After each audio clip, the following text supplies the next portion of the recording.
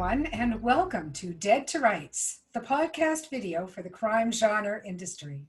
I'm your host, Donna Carrick, and today we're going to be joined by James Mathis, who writes as J.R. Mathis, M-A-T-H-I-S, and he is the author of the Penitent Priest and others in the Father Tom mystery series. So it's going to be really a delight to bring James Mathis on the line with us today, and I hope that you will enjoy hearing from him about his work.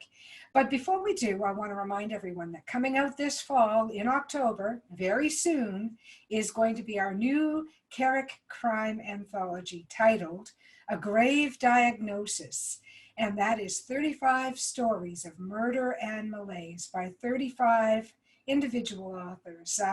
No repeats in this one. It's going to be a really hefty anthology and well worth the wait. I know I've been plugging it for quite a while, but I think you're really going to enjoy this one. It's got some absolutely fabulous stories. So now, please welcome J.R. Mathis, James Mathis. Hi, James. Welcome to Dead to Rights. How are you today? I'm fine, Donna. How are you? I'm very well. So you are the author of The Penitent Priest. Can you tell me a little bit about that? I think that's fairly new, isn't it? Yes, The Penitent Priest was released in May of this past year. It's my first published book. Actually, my first completed book. So Congratulations. Wow, that's a great big deal. And I know it's a mystery, and he is a priest with secrets. Tell us a little bit about the plot. Well, Father Tom Greer, who's the main character, who's the amateur sleuth for the series, wasn't always a priest. He was married. His wife was murdered about 10 years before the book starts. Very tragic. She died in his arms. It affected him very much. He was so overcome with grief that he left the town that they had met in, that she had grown up in, that he worked in. He left and he didn't return for 10 years. In that time, during that 10 years, he found that he had a call to the priesthood. So he entered seminary, he was ordained to holy orders, and he began working for the archdiocese as an archivist. I need to say, I'm an archivist with the National Archives, and I've made my character an archivist because, well, I couldn't, it was just a natural thing for me to do.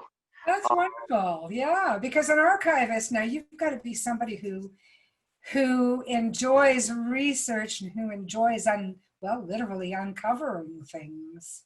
Yes, and that comes into, but one of the things which is in his backstory is that he really used his job at the archdiocese as the archivist as a way of hiding himself from the world. He had spent time in a monastery, we find out in the book, between leaving his hometown or the town in the book and receiving his call, and he was using his job as a way to separate himself from the world.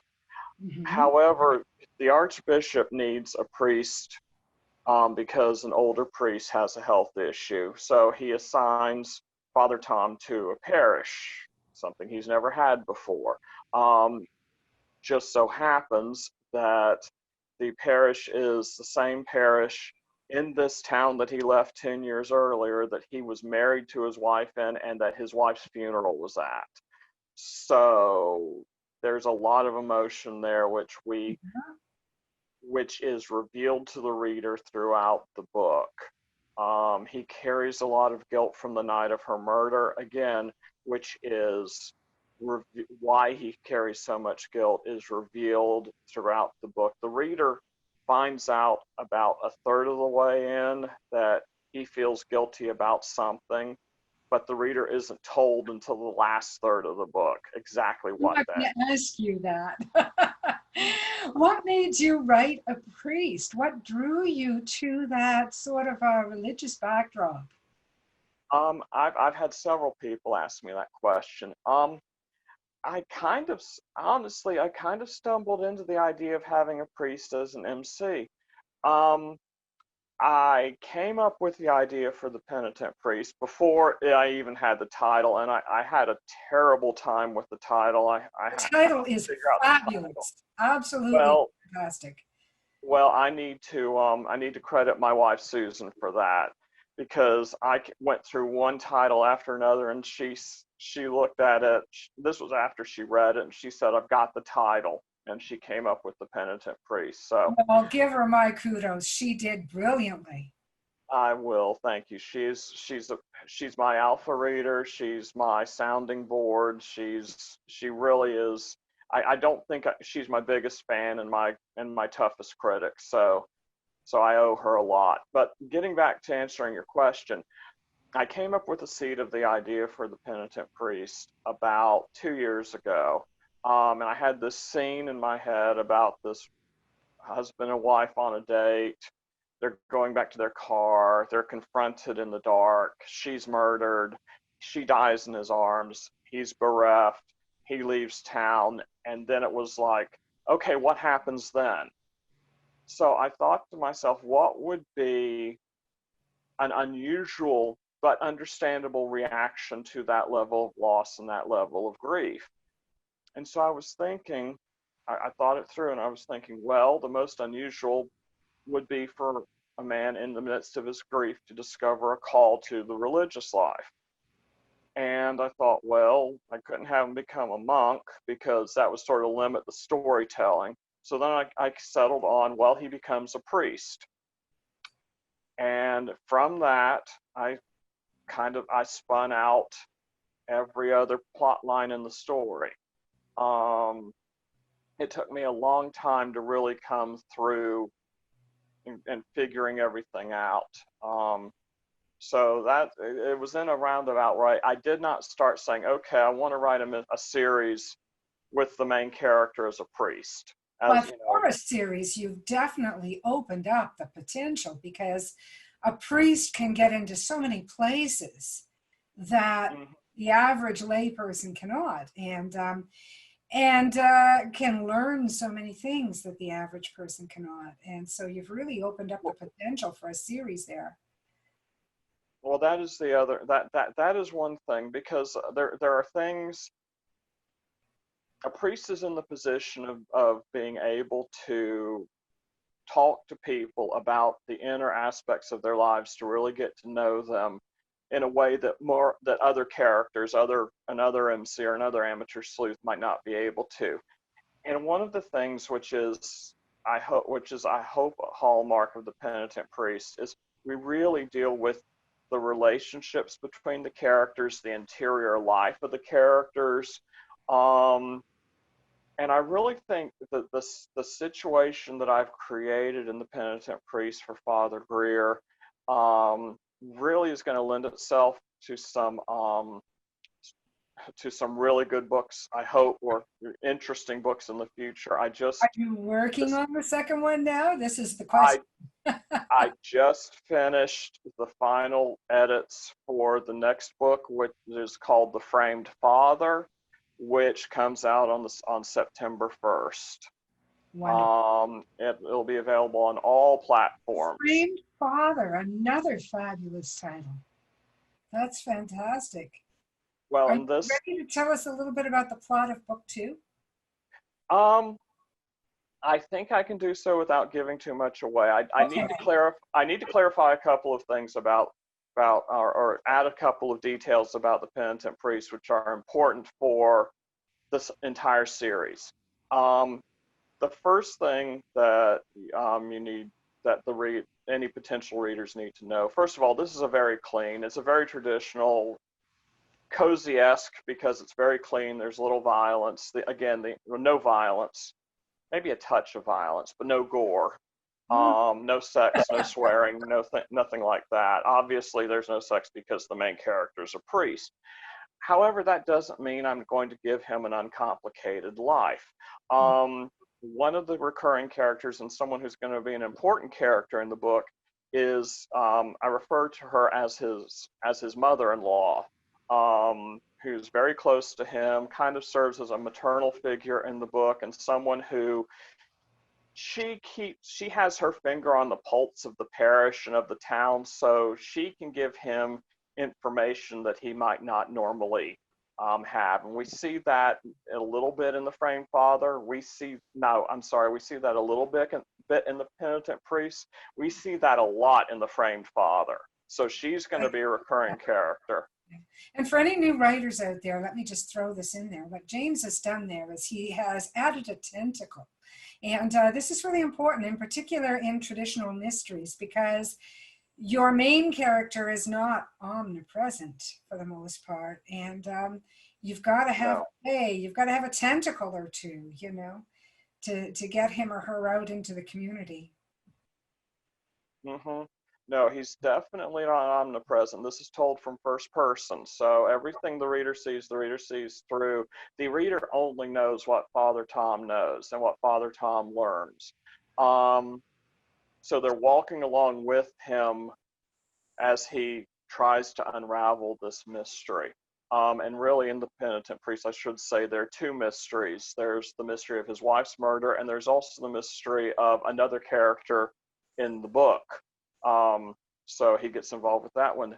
The other tentacle for my readers that they need to know, and this adds a little bit of, I think, spice to the book, is that it just so happens that the police detective who reopens his wife's case in The Penitent Priest is a woman who he had been engaged to almost 20 years earlier. Excellent. So there's still a little bit of James, way to add some conflict. There's conflict. There's a little bit of romantic tension there too, which I further develop in the Framed Father. But I have to assure people, Father Greer is both a priest and still very much in love with his late wife. So there's tension, but it never goes anywhere. Now, as far as the Framed Father goes, at the end of the Penitent Priest, he returns for a time to the monastery that he spent time in the 10-year span between his wife's death and the beginning of the Penitent Priest. He has returned there. At the beginning of the book of the Framed Father, he's called by the Archbishop to go back to the town, which is called Myreton, back to the parish, because the priest who is now there has been accused of inappropriate behavior with the young parish secretary, and everything just spins from there. Okay. So we get again, nothing inappropriate happens on the page. But there's tension, there's a bit of romance, there's a bit of you're writing something family strife. Readers of all ages can appreciate. Is that basically it? I would say basically anyone who's a teenager and on up would appreciate it, yes. Okay, very good, very good. Yes, I really appreciate those types of books because they're rare, you know. So many of us are thriller writers nowadays, myself included, and so it's great to be able to get your hands on a book that is really appropriate for all readers. So readers who are out there, if you are looking for something like that, look for J.R. Mathis. James writes as J.R. Mathis, and if you look up The Penitent Priest, you're going to find it. So you'll find his website. So. Yes. Now, what brought you to mystery, which is, I know that's a pretty standard question, but it's one I always ask because I'm just interested. What brings you to crime? What brought you to a life of crime? Well, for that, I owe my father. My father was a huge Agatha Christie fan, a huge Dorothy L. Sayers fan. So I cut my teeth on really traditional mysteries from the golden age of mystery. And that's really my preferred writing, or my preferred subgenre. I love a tale. I love a book that's that's a pretty traditional whodunit. But where my books are different is the emphasis on relationship and emotion and emotion as a motivation. What I'm hearing from James is that they really do have more depth, which is a more modern approach to the traditional mystery. So you've got the traditional mystery element, but you've also got that depth of character and that, trying to dive into the psychology of your characters a little bit too. Is that a fair statement? Yes, that's very fair. I do that. I do that with Father Tom some in the Penitent Priest, because part of the process of unraveling the mystery of his wife's murder involves him in facing facts that he had refused to, either didn't see or refused to see, Mm-hmm. about his life with his wife, about his early life with her, and really. It deals with issues of forgiveness, of mercy, and the like. So, Mm-hmm. and in the Framed Father, there's a lot of delving into the background of a couple of the characters in the book. Mm-hmm. I do reveal things in the Framed Father that are only hinted about in the Penitent Priest, about both Father Tom and about Helen, the detective.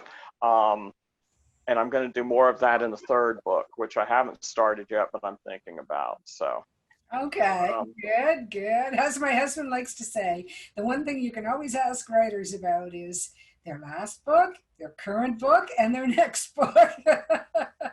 It's always on our minds, isn't it? yes, it is. It is. I was just having a conversation earlier today with Susan about the next book. So, Mhm. um, couple of things I'm trying to figure out. I'm nowhere near beginning to write it though, but I'm going to start writing it within the next month or so. Wow, wow, that's quite a turnaround. Now you had one come out in May, you're having one come out Mhm. in September, and you'll be Mhm. starting to write your next one in about a month. That's fantastic. Good. Yeah, and that one I'm aiming for February of next year. Might be pushed to March depending on life and everything, but um I had a vision of doing a Christmas theme one and getting it out by November, but I looked at the calendar and I looked at my writing style and decided, no, Mhm. you can't do that this year. Yeah, yeah.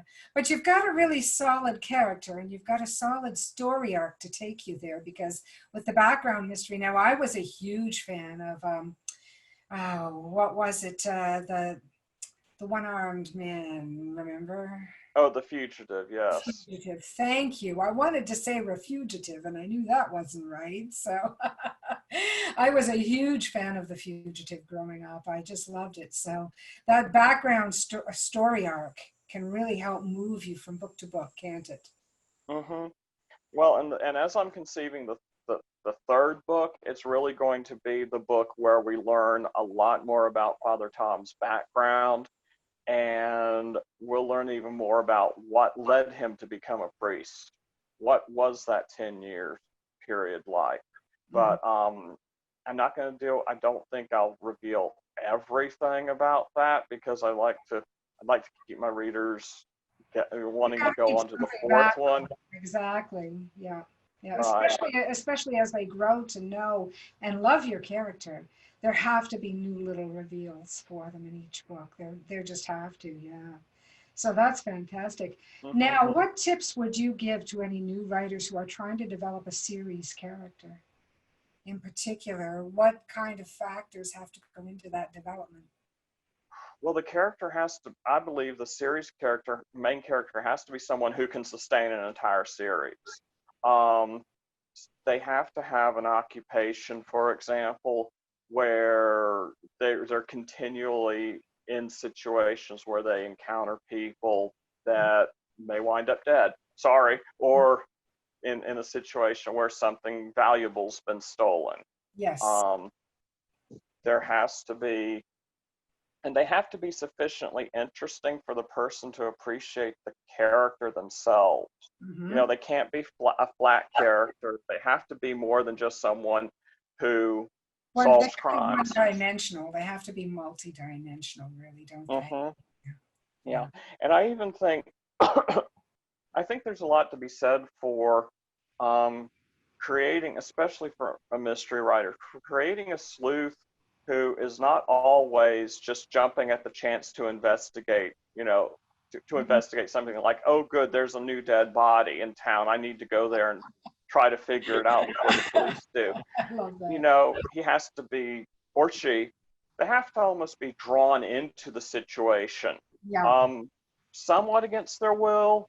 I have a scene in The Framed Father, which is one of my favorite scenes in either book, um, where the detective is dressing down Tom for getting involved in something. Um, he trespassed on someone's property to find a clue, or to find a clue for something, and she says, you know, I could arrest you, you know, you've got to stop doing this.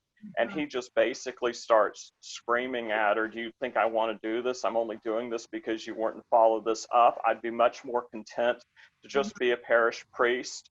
But it, Yeah. and then there's this line which I hope my readers get. um, the line he finally says, if but if I have to walk around like Jessica Fletcher in a cassock, then I'll do that. I love that. I was also a huge Jessica Fletcher fan growing Well, up. one of the Oh, one of the she wrote one it. of the things I enjoy about the books is that I throw in little pop culture references, Yeah, your readers are to gonna love that.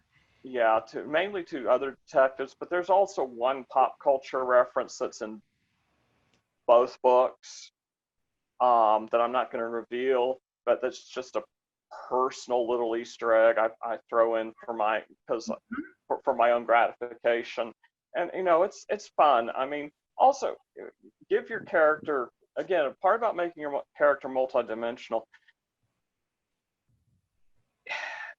Give him a complex, or her a complex personality. I mean, Father Tom is, for lack of a better phrase, Father Tom's a little damaged. He's still grieving because of his wife, and that comes through in both books, I think.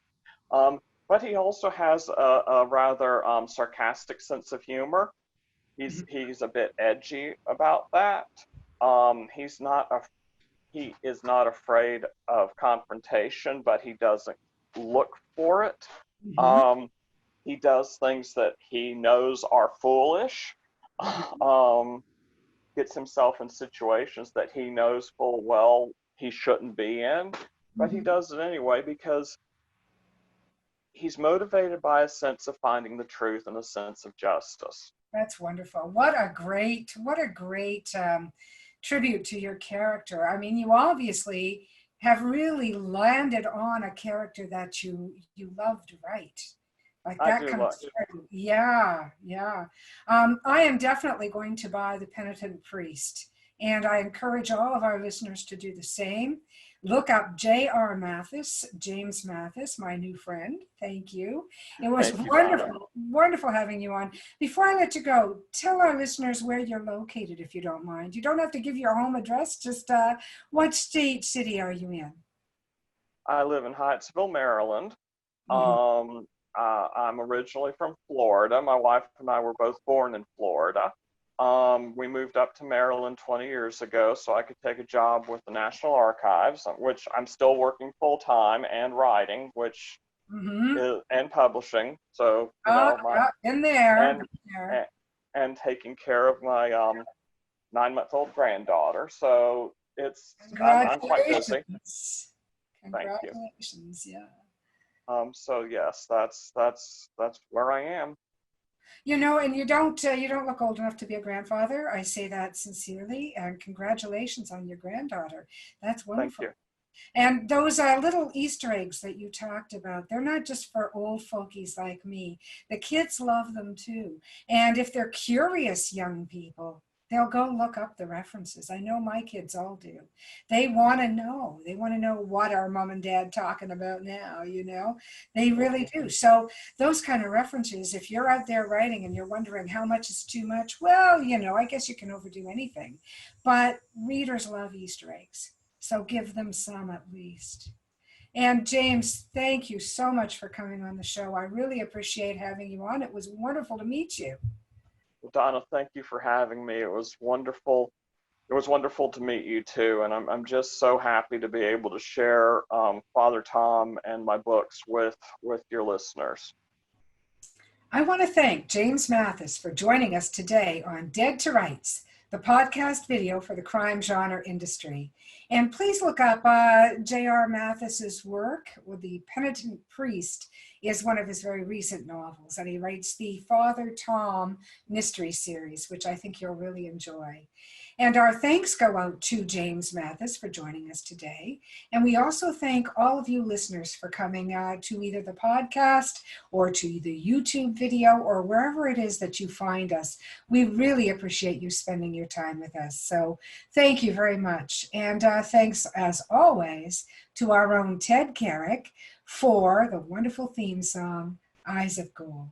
Hope you enjoy it as it leads you out.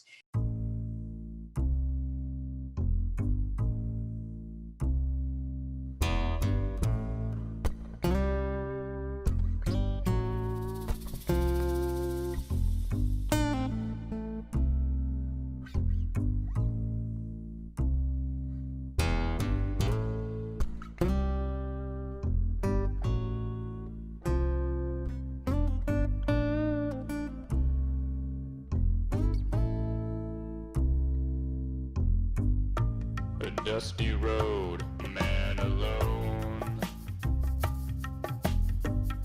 His vital signs go on hold. And I don't know what you've been told, but the years have turned my eyes gold. And I told you what you told me, we'd never be in the same boat for free. Yet it rides, let it ride.